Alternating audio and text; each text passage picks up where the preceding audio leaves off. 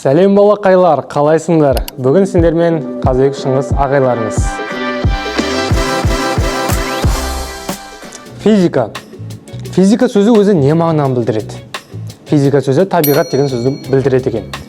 Және де физиканы нені зерттейді деп сұрақ қойсаңыздар маған, мен былай жауап берейін. Физика табиғат құбылыстары мен табиғатта болып жатқан қозғалыстар зерттейді. Қозғалыстар. Қозғалысты барлығымыз не екенін білеміз. Бірақ сол физикадағы бөлінген әртүрлі тараулар қозғалыстың әртүрлі форматын зерттейді екен. Енді оны жеке-жеке қарастырып өтейік. Мысалға біз дәл қазір 6 тарау қарастырып кетейік. Ол біріншісі механика, термодинамика, электричество, электромагнетизм, оптика және де кванттық физика.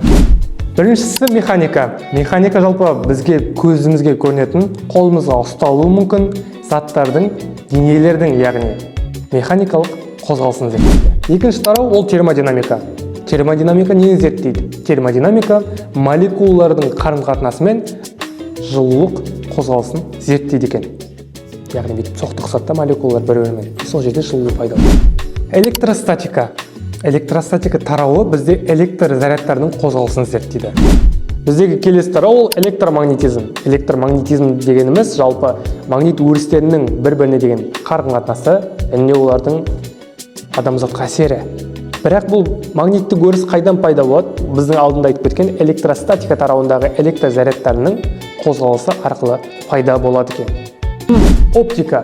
Қазір айналама бүйтіп маған жарық түсіп тұрған шығар. Бұл жарық қандай бөлшектерден тұрады? Бұл жарық фотон бөлшектерінен тұрады. Сонда бізде оптика фотон бөлшектерінің қозғалысын зерттейді. Кванттық механика атайды тұр, яғни кванттық.